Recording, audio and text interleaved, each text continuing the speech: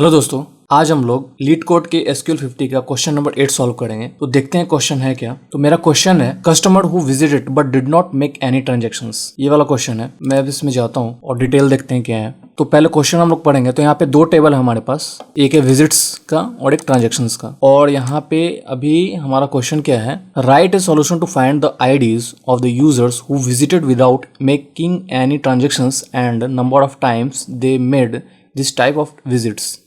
Return the result table sorted in any order. The result format in the following example. तो basically इसमें क्या दिया हुआ है कि एक विजिट्स का टेबल है हमारा, एक ट्रांजेक्शन का टेबल है। तो हमें वो निकालना है कि जो कस्टमर विजिट तो किया लेकिन कोई ट्रांजेक्शन मेड नहीं किया, तो वो हमें क्या करना है, वो हमें निकालना होगा।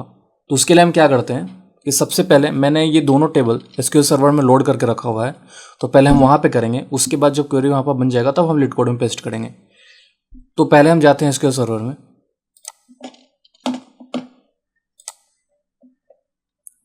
अब मैं यहाँ पे पहले टेबल ब्राउज करता हूँ। तो मेरा पहला टेबल है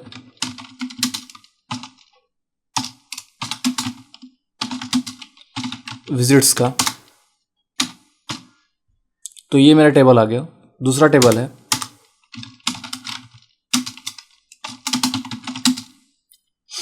ट्रांजैक्शंस का।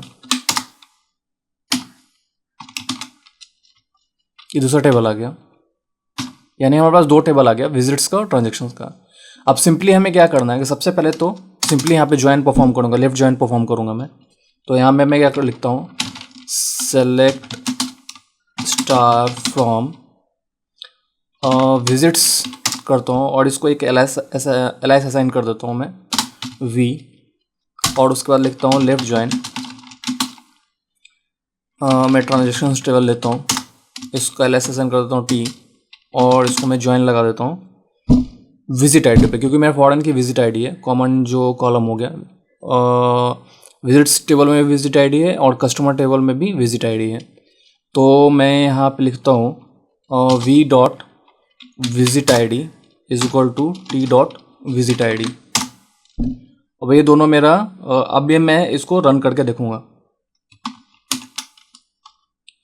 अब मैं जब रन कर रहा हूँ तो अगर आप ध्यान से देखेंगे तो यहाँ पे क्या आ रहा है कि मेरे बहुत जो कस्टमर्स लिस्ट आ रहे हैं और वहाँ विजिट आईडी, यानी जहाँ पे मेरे जिन्होंने विजिट किया है और जिसने ट्रांजेक्शन मेड किया है वो सारे ट्रांजेक्शन्स आ रहे हैं, और जिन्होंने ट्रांजेक्शन नहीं किया है वहाँ पे नल आ रहे हैं। तो बेसिकली हमें यही वाला चाहिए, नल वाला चाहिए हमें।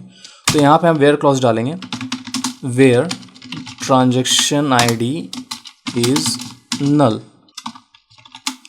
अब इसे यही रिकॉर्ड हमें चाहिए। अब तो बेसिकली जो आउटपुट फॉर्मेट है उसके अंदर हमें इसे लेकर के आना होगा। तो देखते हैं हमारा आउटपुट फॉर्मेट क्या है। तो आउटपुट में हमें चाहिए कस्टमर आईडी चाहिए और काउंट नंबर ट्रांजेक्शन चाहिए।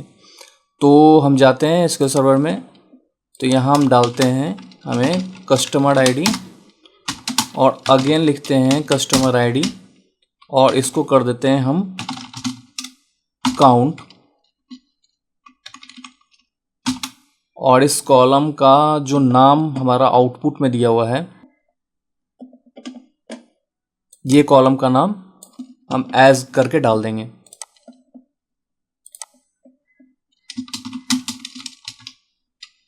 ये करके डाल दिया। अब चूंकि एग्रीगेट फंक्शन हमने लगाया है, काउंट का एग्रीगेट फंक्शन लगाया है, तो जो कॉलम हमें एग्रीगेट फंक्शन में नहीं है तो वो क्या करना पड़ेगा, हमें ग्रुप बाय में लेना पड़ेगा। तो हम डालेंगे ग्रुप बाय कस्टमर आईडी। अब इसे रन करके देखते हैं। तो अब अगर देखें तो मेरा कस्टमर आईडी आ गया और काउंट नंबर ट्रांजेक्शन आ गया, यानी 30, 54, 96 और 121। अब आउटपुट हम चेक करते हैं। तो अगर आउटपुट देखें तो मेरा सही आ रहा है, 54, 30, 96, 2 और 11। अब बेसिकली उस क्वेरी कोड यहाँ पे हम डाल देंगे और चेक करेंगे। अभी हम कॉपी करता हूँ, मैं यहाँ पे डाल देता हूँ और उसके बाद रन करके चेक करता हूँ। एक्सेप्टेड हो गया। अब इसको सबमिट कर देंगे। अब सक्सेसफुली सबमिट भी हो गया। तो ये हमारा क्वेश्चन सॉल्व हो गया। तो इस वीडियो में इतना ही। मिलते हैं नेक्स्ट वीडियो में नए क्वेश्चन के साथ। तब तक के लिए बाय।